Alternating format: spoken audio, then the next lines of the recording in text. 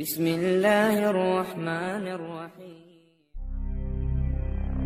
আসসালামু আলাইকুম ওয়া রাহমাতুল্লাহ। একটি 12 বছরের ছেলে তার নিজের মায়ের সাথে কিছু এমন কাজ করে ফেললো যেটিকে শুনে আপনারাও আশ্চর্য হয়ে যাবেন। এই জন্য আজকের এই ভিডিওটি আপনাদের সকলের জন্য খুবই বিশেষ একটি ভিডিও হতে চলেছে। আপনি এটিকে শেষ পর্যন্ত অবশ্যই দেখুন আর মেহেরবানি করে এটিকে শেয়ারও করে দিবেন যাতে করে অন্য মানুষেরাও এই ঘটনার সম্বন্ধে জানতে পারে। তাহলে চলুন ভিডিওর দিকে এগিয়ে যাই। আজকের যে ঘটনাটি আপনাদের সঙ্গে শেয়ার করতে চলেছি এটি 12 বছরের একটি ছেলের সত্য ঘটনা, যার পিতা 5 বছর আগে মারা গিয়েছিল। তাদের বাড়িতে 3 জন সদস্য ছিল, তার মা, বড় বোন এবং সে নিজে। সেই ছেলেটির নাম মাজিদ ছিল। মাজিদের বাবা একটি প্রাইভেট কোম্পানিতে চাকরি করত আর এই জন্য সে অল্প সময়ে একটা ছোট্ট ঘর তৈরি করেছিল আর তারা 3 জন এখানেই বসবাস করছিল। মাজিদের বাবার বয়স 35 বছর হয়েছিল আর সেই সময়ে তার ইন্তেকাল হয়ে যায়। তিনি মারা যাওয়ার পূর্বে তেমন সচ্ছল ছিলেন না। বাবা মারা যাওয়ার পরে মাজিদের পরিবারে আরও অশান্তি শুরু হয়, কেননা মানুষজন বলে থাকে না যে গরিবের কোনো বন্ধু বা আত্মীয় স্বজন হয় না, তাদের সঙ্গে বোধ হয় এমন কিছুই হচ্ছিল। মাজিদের বাবার মৃত্যুর পর তার বাবা যেই কোম্পানিতে কাজ করত সেই কোম্পানি থেকে 1.5 লক্ষ টাকা দিয়েছিল, কিন্তু এরপর তাদের আর কোনো খোঁজ খবরই রাখেনি। আর একই হাল তাদের আত্মীয়দের ক্ষেত্রেও, তারাও নিজ নিজ কাজ নিয়ে ব্যস্ত হয়ে পড়েছিল। এখন মাজিদের মায়ের উপর সন্তানদের দেখাশোনা করার দায়িত্ব এসে পড়ে। সে ইদ্যৎকালীন সময় সম্পূর্ণটাই ঘরেই কাটায় আর কোম্পানি থেকে যেই টাকা পেয়েছিল তা অল্প অল্প করে খরচা করছিল। কিন্তু বুজুর্গ ব্যক্তিরা বলে থাকে যে ঘরে বসে থাকলে তো পরিপূর্ণ কূপও খালি হয়ে যায়, আর তাদের কাছে তো ছিল মাত্র 1.5 লক্ষ টাকা, যা কয়েক মাসের মাথায় শেষ হয়ে যায়। আর আপনারা তো জানেন খরচের শেষ হয় না, আবার পেট খাবার ছাড়া চলেও না। কিন্তু এখন খরচা করার জন্য মাজিদের মায়ের কাছে আর কোনো টাকা ছিল না, আর না তো কোনো আয়ের উৎস ছিল।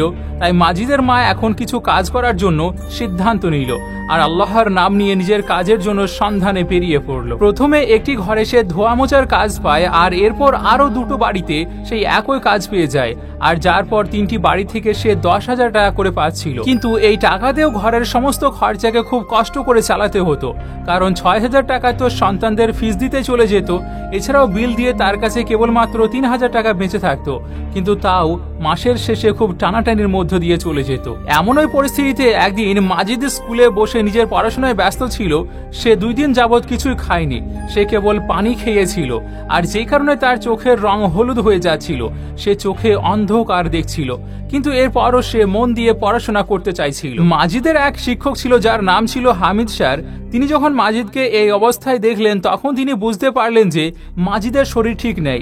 এই জন্য তিনি মাজিদকে নিজের কাছে ডাকলেন আর মাজিদ অনেক কষ্টে নিজেকে সামলে নিয়ে হামিদ স্যারের সামনে উপস্থিত হলো, কিন্তু তার পা যেন তার সঙ্গ দিচ্ছিল না। এসব দেখে হামিদ স্যার বুঝে গিয়েছিলেন আসলে মাজিদের কি হয়েছে। সে সঙ্গে সঙ্গে মাজিদকে জিজ্ঞেস করলো, বেটা কি হয়েছে তোমার, তুমি ঠিক আছো তো? মাজিদ বলল, জি স্যার, আমি ঠিক আছি। এই কথা শুনে হামিদ স্যার দ্বিতীয়বার বলল, তুমি আমাকে সত্যি করে বলো তো কি হয়েছে। এটা শুনে মাজিদ হামিদ স্যারকে বলল, আসলে স্যার 2 দিন হলো আমাদের বাসায় কোনো খাবার নেই, এই জন্য আমিও আমার বাড়ির সবাই 2 দিন ধরে না খেয়ে আছি, আর যে কারণে আমার মাথা খুব ঘুরছে। এই কথা শুনে হামিদ স্যারের চোখে পানি চলে আসলো।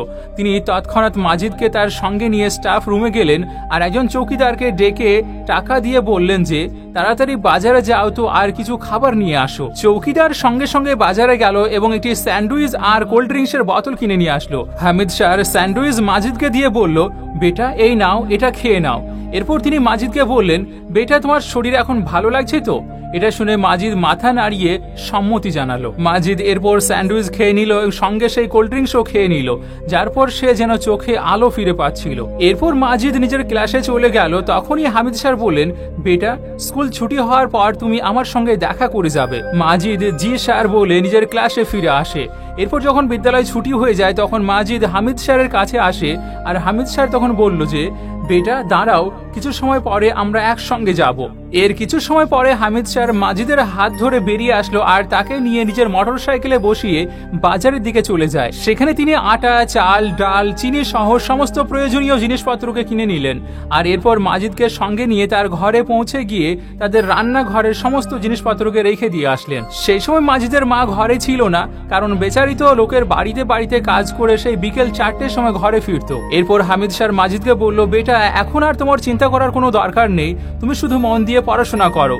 এরপর থেকে প্রতি মাসে আমি তোমাদের ঘরে রেশন পাঠিয়ে দেব। হামিদ স্যার যখন জানতে পারলেন যে মাজিদ একটি এতিম বাচ্চা, তখন তিনি মাজিদের স্কুল ফিও মওকুফ করার ব্যবস্থা করে দিলেন। আর এর কিছু সময় পর যখন মাজিদের মা ঘরে ফিরে আসলো, সে ছেলেকে জিজ্ঞেস করলো যে বাবা, এই সমস্ত বাজার কিভাবে আসলো? এরপর মাজিদ তার মাকে হামিদ স্যারের বিষয়ে সবকিছু খুলে বলল, আর এটিও বলল যে এরপর থেকে প্রতি মাসে হামিদ স্যার আমাদের জন্য রেশন পাঠিয়ে দেবেন। শুধু তাই নয়, উনি আমার স্কুলের ফিজও মাফ করে দিয়েছেন। এইসব শুনে আনন্দে মাজিদের মায়ের চোখে পানি চলে আসে আর হামিদ স্যারের জন্য অনেক অনেক দোয়া করতে লাগলো। এরপর থেকে হামিদ স্যার প্রতিটি ক্ষেত্রে তাদের সাহায্য করছিল। যদিও তার নিজের মাইনে খুব একটা ভালো ছিল না, কিন্তু তারপরও তিনি নিজের পরিবারের সাথে সাথে মাজিদের পরিবারেরও দেখভাল করছিল। এরপর যখন মাজিদের মা হামিদ স্যারকে ধন্যবাদ দেওয়ার জন্য স্কুলে পৌঁছে গেল, তখন হামিদ স্যার তাকে বলল যে বোন, আপনি আমাকে নিজের ভাই মনে করুন, আপনাকে সাহায্য করতে পেরে আমিও অনেক খুশি হয়েছি। এই কথা শুনে মাজিদের মা অনেক খুশি হয়ে নিজের ঘরে ফিরে আসলো। সময় চলে যেতে থাকলো। এখন মাজিদ আরো মন দিয়ে কঠোরভাবে পরিশ্রম করে পড়াশোনা করতে লাগলো আর কয়েক বছরে সে নিজের বিদ্যালয়ের পড়াকে শেষ করে ফেললো। এরপর সেই সময় চলে আসলো যখন মাজিদ কানাডার একটি বড় বিশ্ববিদ্যালয় থেকে স্কলারশিপ পেয়ে যায়। আর এটা দেখে মাজিদের মা ও বোন অনেক খুশি হয়েছিল। মাজিদও কোনোদিন কল্পনা করেনি যে সে বাইরের কোনো দেশে গিয়ে বিশ্ববিদ্যালয়ে পড়াশোনা করতে পারবে, কিন্তু এই দিন তার জীবনে আজ চলেও এসেছে। এরপর সেই ইউনিভার্সিটি থেকে মাজিদের জন্য ভিসার ব্যবস্থা করে দেওয়া হয়। আর এর পর দিন ওই মাজিদের ফ্লাইট ছিল, যেই কারণে সে এয়ারপোর্টে পৌঁছে যায় এবং নিজের সিটে গিয়ে বসলো। কিন্তু যখন সে নিজের সিটে বসলো, তার অতীতের কঠিন সময়ের কথা ভাবতে লাগলো। অতীতের কথা মনে করতে করতে সে কান্নাও করে ফেললো। এরপর প্লেনে তার যাত্রা শুরু হলো এবং 10 ঘন্টা সফর করার পর মাজিদ কানাডায় পৌঁছে গেল। আর এর পর দিন থেকে তার ক্লাসও শুরু হয়ে যায়। তার থাকার জায়গা, খাবারের ব্যবস্থা সবকিছু ইউনিভার্সিটি থেকে করা হচ্ছিল। কিছুদিন পর মাজিদ সেখানে একটা পার্ট টাইম জবও করতে লাগলো। এভাবে মাজিদ পড়াশোনার সঙ্গে সঙ্গে উপার্জন করাও শুরু করে দিল। এই জন্য মাজিদ তার মাকে এখন লোকের বাড়ি বাড়ি গিয়ে কাজ করতে বারণ করে দিল। এখন মাজিদ ভালোভাবে কানাডায় সেটেলড হয়ে গিয়েছিল। এখন সে প্রতি মাসে তার মাকে 1.5 থেকে 2 লক্ষ টাকা করে পাঠাতে শুরু করেছিল। আর সেই টাকা দিয়ে তার মা ঘরের মেরামতের কাজ শুরু করে দেয়, ফার্নিচার, বিভিন্ন জিনিসপত্র কেনা শুরু করে। আর এইভাবে মাজিদ ও তার পরিবারের ভালো দিন আসতে শুরু হয়ে যায়। এখন সেই সব আত্মীয় স্বজনরা যারা একসময় তাদের দেখে পালিয়ে পালিয়ে বেড়াতো, এখন তারাই আবার তাদের বাড়িতে আসা যাওয়া শুরু করেছে। দেখতে দেখতে যে কিভাবে 2টা বছর কেটে গেল মাজিদ বুঝতে পারলো না। এখন তার বড় বোনের পড়াশোনা সম্পূর্ণ হয়ে গিয়েছে আর মাজিদের ডিগ্রিও কমপ্লিট হয়ে গিয়েছিল। এরপর ভার্সিটি থেকে তাকে পাকিস্তানের একটি কোম্পানিতে চাকরির অফার করা হলো, আর যেখানে মাসিক ইনকাম 4 লক্ষ টাকা ছিল। মাজিদ এই চাকরি পেয়ে খুবই খুশি হয়েছিল। আজ কানাডায় তার শেষ দিন ছিল, এই জন্য সে তার মা ও বোনের জন্য অনেক উপহার কিনলো। আর এর পরের দিনে ফ্লাইটে সে নিজের দেশে ফিরে আসলো। ছেলের ফিরে আসায় মা তাকে জড়িয়ে চুমু খেতে লাগলো। মাজিদ অনুভব করতে পারলো যে আজ সে একজন সফল ব্যক্তি। এর 1 সপ্তাহ পর মাজিদ চাকরিতে জয়েনও করে ফেলে। আজ মাজিদের অফিসে প্রথম দিন ছিল। আজ মাজিদ যখন নিজের অফিসে পৌঁছে গেল এবং নিজের সিটে বসলো, তখন তার হামিদ স্যারের কথাকে মনে পড়ে গেল যে একসময় তাকে এবং তার মাকে অনেক সাহায্য করেছে। তখন যদি তিনি তার মাথার উপর হাত না রাখতেন, মাজিদ হয়তো আজ এতদূর অবধি পড়াশোনা করতে পারতো না। শুধু তাই নয়, সে 7 বছর ধরে তাদের বাসায় রেশনও পৌঁছে দিয়েছিল। যদিও হামিদ স্যার তেমন ধনী ব্যক্তি ছিলেন না, এমনকি তার বেতনও কম ছিল, কিন্তু তিনি অনেক বড় মনের মানুষ ছিলেন। তিনি মাজিদের মাকে নিজের বোন মনে করতেন এবং তার হকও আদায় করতেন। মাজিদ স্কুল ছাড়ার পরে আর কখনো হামিদ স্যারের কোনো খোঁজ খবর রাখেনি। আর এটা ভেবে মাজিদ নিজের কাছে খুবই ছোট হয়ে যাচ্ছিল।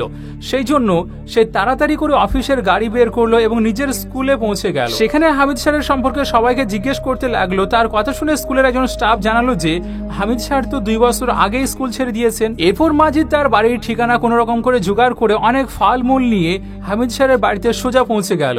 মাজিদ সেখানে গিয়ে দেখতে পেল যে হামিদ স্যার আগের তুলনায় অনেক দুর্বল হয়ে গিয়েছেন, আর তিনি এই সময় বাচ্চাদেরকে টিউশন পড়াচ্ছেন। এটাই সেই সম্বল যার সাহায্যে এখন তার ঘরে চুলা জ্বলছিল।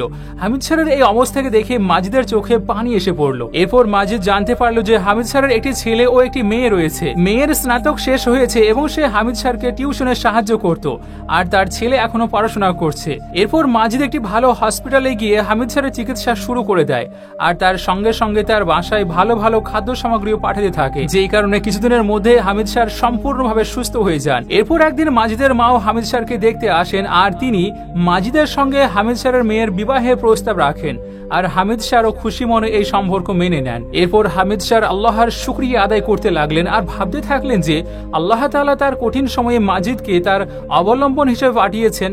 যে ভালো কাজ সে অনেক আগে করে রেখেছিল তার ফল হয়তো সে এই বয়সে এসে টের পাচ্ছে। আমাদেরকে সবসময় মনে রাখতে হবে, মহান আল্লাহ রাব্বুল আলামিন এইভাবেই তার বান্দাদের ভালো কাজের জন্য পুরস্কার দিয়ে থাকেন। এই জন্য আমাদেরকে আমাদের আশেপাশের এমন লোকেদের সাহায্য করা দরকার যাদের সত্যি সাহায্যের প্রয়োজন। যদি আজ আমরা মুসিবতে পরিপূর্ণ সমস্যায় ঘেরা মানুষদেরকে সাহায্য করার চেষ্টা করি, তাদের খেয়াল রাখার চেষ্টা করি, তাহলে মহান রব্বুল আলামিন মুশকিল সময়েও আমাদেরকে তার উত্তম প্রতিদান দেবেন। বেশক আল্লাহ বেনিয়াজ, আর তিনি নিজের বান্দাদেরকে রিজিক দিয়ে থাকেন। আল্লাহ তাআলার কাছে দোয়া যে আল্লাহ যেন আমাদের সকলকে নেকভাবে তৈরি করেন আর গরিব মানুষদেরকে সাহায্য করার তৌফিক দান করেন। আমিন সুম্মা আমিন। একটু কষ্ট করে আপনিও কমেন্টে আমিন লিখবেন। আপনাদের সঙ্গে আমি নাহিদ আমাদের সঙ্গে জুড়ে থাকার জন্য শুকরিয়া।